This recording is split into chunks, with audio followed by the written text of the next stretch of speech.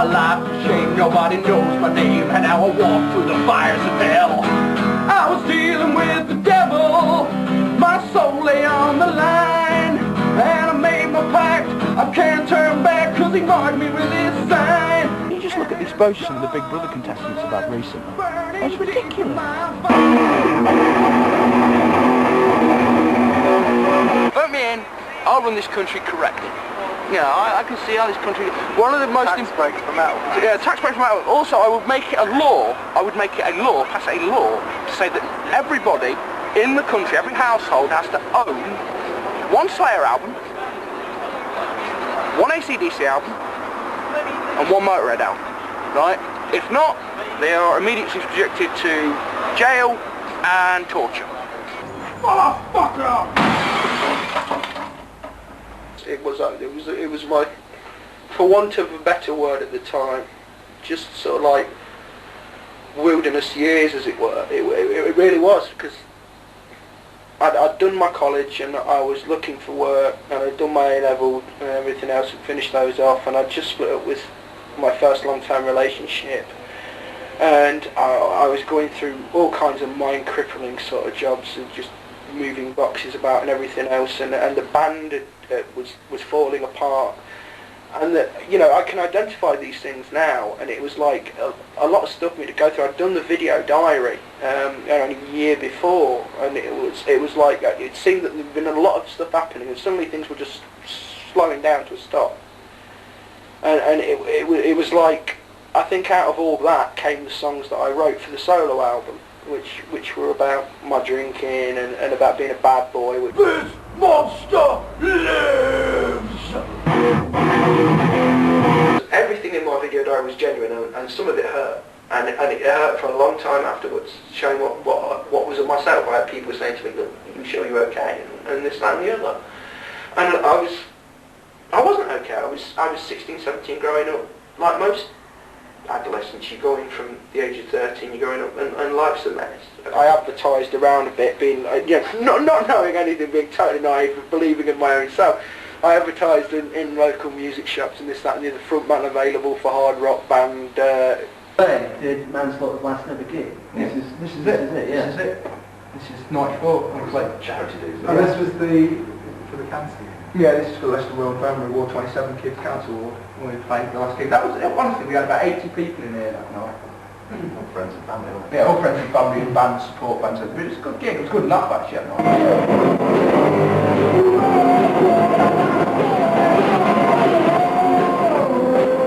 Metal and playing with the band was life itself. I lived, breathed, ate, slept rock music.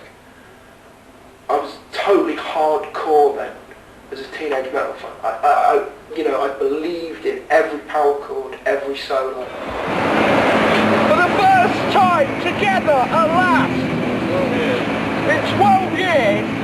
Not long enough. Not long enough! For the first time in 12 years together at last, the original Manslaughter lineup. Rock is dead. Can we get a fight? Yeah. Score ball! We go down there, crack on, Manslaughter on at the Marquee Club London, just like everybody else used to do. And it was great. It was like the proper on the road stuff. Down in the minivan, crack on, loaded up with all the gear, all the lads, loads of porn, loads of beer, loads of metal on the radio. Cool. It's the way it should be, you know what I mean? Shit, it must have. Christ. It was the way it was. You went down there for the day, got there, set up. Oh shit, I fucked that up.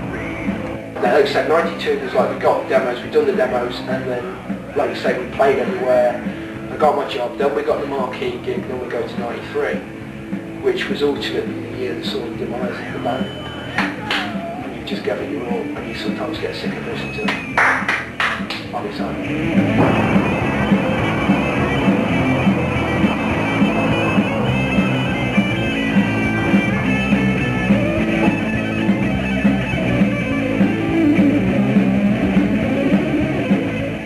I fished like Kettleby in the most horrendous monsoon condition, and we're catching carp off the top on there. It's commercial fishery, you know what I mean? And I was like nailing carpet to £9 off the top, and you couldn't see. It was like visibility. It was like 20 yards. You could just see like you couldn't see the bait. All you saw was the swirl of the fish as it took. It was a big bow wave, and it just like it hooked itself and just hit like that. That day I had 11 fish. The biggest one was 9, the smallest one was about 2, and it was in the best part of £80 a carp. Taste the fear out there on the cold dark streets in a city like open graves. We don't need urban renewal, we need justice and truth, no matter what a politician says. Bee Gees? The Deep Techno Electronica record came in last week. Did it? Yeah. Oh I've shit. been holding it for you for ages. Yeah. Damn. Alright. Foiled again. Caught me out on video once again. Okay. Can you believe that? It's got to have guitars in it, doesn't it? Yes, it has. Yeah. Crack on, innit? Superb. That's my juju. I always keep it though. I've never lost it. It helps me. I touch that sometimes during the day and it works.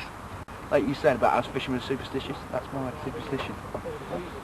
Next is to get on with my life, I guess.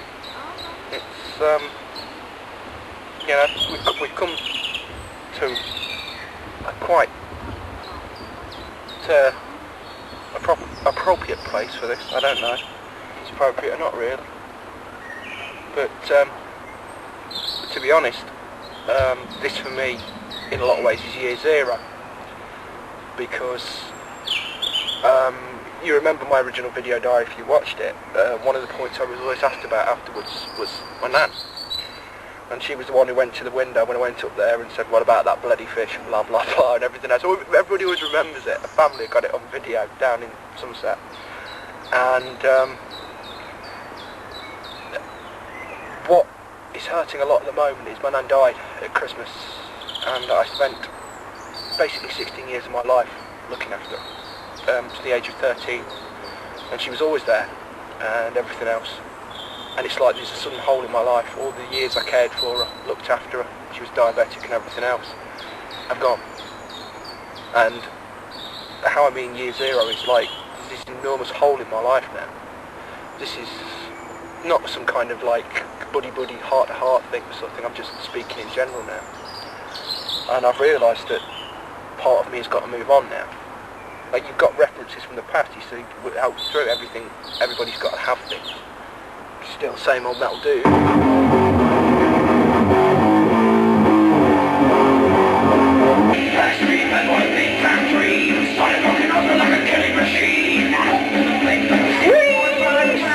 Having newspaper reporters write about you and talk about you, so the kind of like the fifth estate as it was, or the third estate, I can't remember, I don't believe.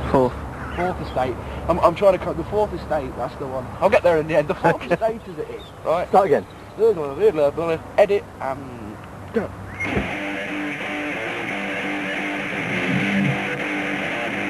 Oh yeah.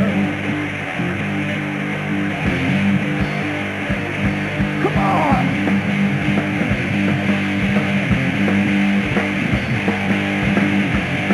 My general outlook seemed to be negative anyway before I even listened to heavy metal.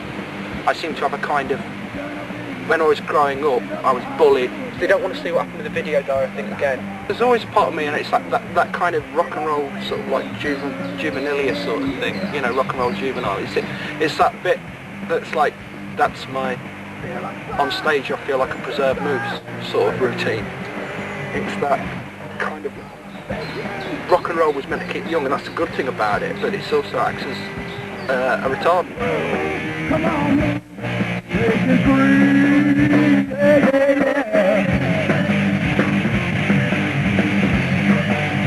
Thought my lob wells were escaping. No escape from the final side. No bad ass, no bad neck. Let it roll, get the brain.